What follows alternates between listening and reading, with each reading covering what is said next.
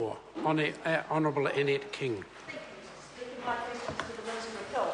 Does he stand by all his statements regarding better, sooner, more convenient health care? If not, why not? Honourable Tony Ryall. Yes, within context.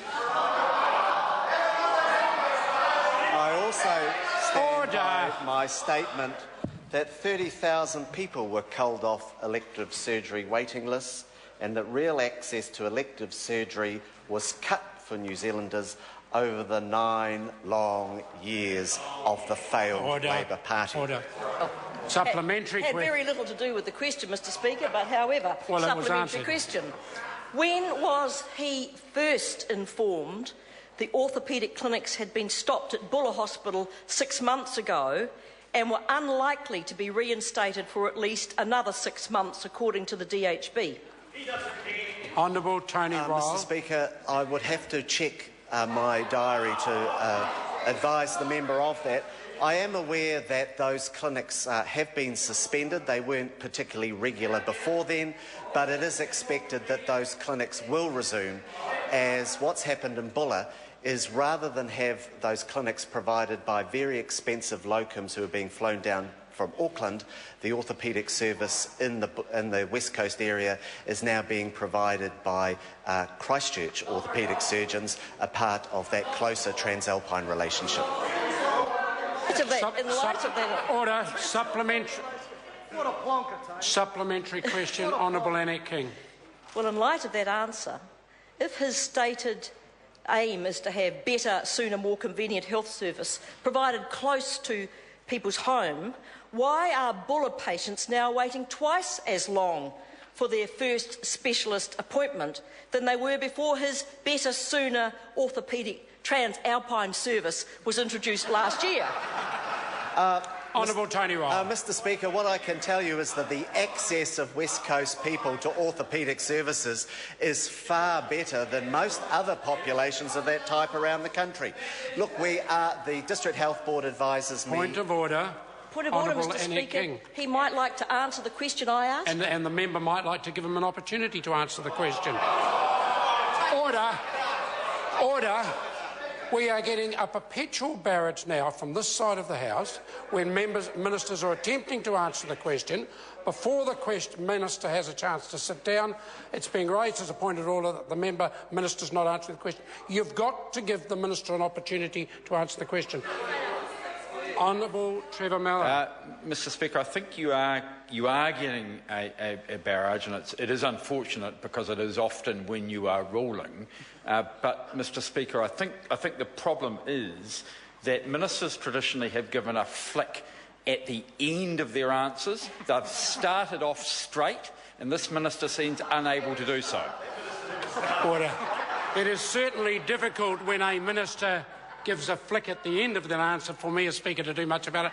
The Minister was answering the question. I invite him to continue his answer. The people of West Coast do have very good access to orthopaedic services. I'm advised that services to Buller, actually at the Buller Health Centre, are expected to resume once the new service has bedded in at the West Coast Hospital. We've put an extra $12 million into the West Coast DHB. We're providing more operations, and I can tell those people from Buller that, unlike under the previous government, they won't be culled from the waiting lists. Supplementary question, Honourable Annette King. In light of that answer, has he been told there are ongoing teething problems with the new orthopaedic service in Greymouth, relating to a shortage of orthopaedic surgeons and the reluctance of Canterbury orthopaedic surgeons to work on the West Coast, leading to a 5-year-old girl having to be flown to Christchurch on the Solid Energy Rescue helicopter for treatment for a broken arm? Honourable Tony Ryall. Mr Speaker, I'd have to check the details of that claim from the member, because my experience from last week is it can't be relied upon. Point of order. Mr Speaker, his comments were to denigrate me rather than answer the question. I invite The answer was the question was certainly a charged political question. The answer was a charged political answer. And again we've got the situation where the minister's halfway through his answer and the member's raising a point of order about the quality of the answer. It's got to cease. Order. No. Later to look at the answers from the minister, because you're allowing unnecessary political swipes when there have been straight questions. I assure the member I always take the opportunity of looking back at the transcripts. Would the minister like to complete his answer? Yes.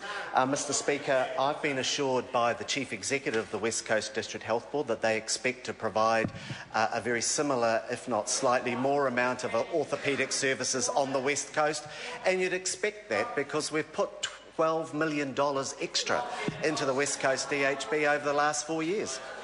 Supplementary question, Honourable Annette King. If there are 800 more doctors working in DHB since National became the government, a claim that's been contradicted by his own officials, why has the West Coast not received their share of this huge increase in doctors so their surgery can be provided, quote, closer to home with faster treatment and a better chance of a healthier life, unquote, all promised by him at the last election? Honourable Tony Ryall. Mr Speaker, because the latest information I have is on the West Coast we've got 12 extra doctors and 29 extra nurses over the last 4 years, and because we've put quite a lot of extra money into the West Coast District Health Board, they are able to provide more services. We've got more specialist appointments, we've got more operations, we're working to make sure we get best value for people, and that's why they are making some changes in the way they deliver services, working closer with Christchurch, and that's pretty good for the people of the West Coast. Point of order, Honourable Annette King. Thank you, Mr Speaker. I seek leave to table a cutting from the front page of the Westport News, not a very widely read it's paper. Available to members. Order. Doubles. It's available to members if they so want to get it. Yes, it is. You can go and get it off the net. Move to question. Point of order, Honourable Clayton Cosgrove. Mr Speaker, I seek leave to table for the Minister's benefit photographic evidence of the Solid Energy Rescue helicopter. If you really think that's going to inform the House better, I'll put the leave. I'd leave us sought to table such a photograph from the Honourable Clayton Cosgrove. Is there any objection? Yes, there is. Point of order, Honourable Annette King. Mr Speaker, you will note, and when you go back and look at the tape of today, this minister doubted my word of a question last week, and I want to table evidence that a child was flown to Christchurch with a broken arm out of the Greymouth newspaper. Or the paper is available to members if they want it. We're moving to point of order, Honourable Trevor Mallard. Mr Speaker, I deliberately waited till the question had finished, and I think my point of order was alluded to by Annette King, the Honourable Annette King. But, Mr Speaker, it is not open to members to question other members' words in the House. Mr Speaker, Order. when a member makes a statement in the House, if it is not true, and it's of that sort of question, that sort of statement, you may not effectively call them a liar, as Tony Ryall did today. No, order. Well, I've heard quite sufficient. Honourable Jerry Brownlee. Mr Speaker, I think that is an interesting point, because, in fact, in a question, there should not be a statement, according to standing orders. So if we get right down to the tight requirements of standing orders in an answer, then we should apply them in a question as well. So the statements that Mr Ryall refers to should never have been made in a question. I think the more important thing is that for any member to suggest that someone's been lying would be very serious. That is not what I took from Honourable Tony Ryall's answer. What he was saying is he'd want the ability to go back and check the facts for himself. That's perfectly in order. There are many times the word from one member is something that's questioned by another. This is a debating chamber. I move to question number 5 in the name of Mark Mitchell. Thank you, Mr Speaker. My question is to the Minister of Police. What reports has she received from police on the success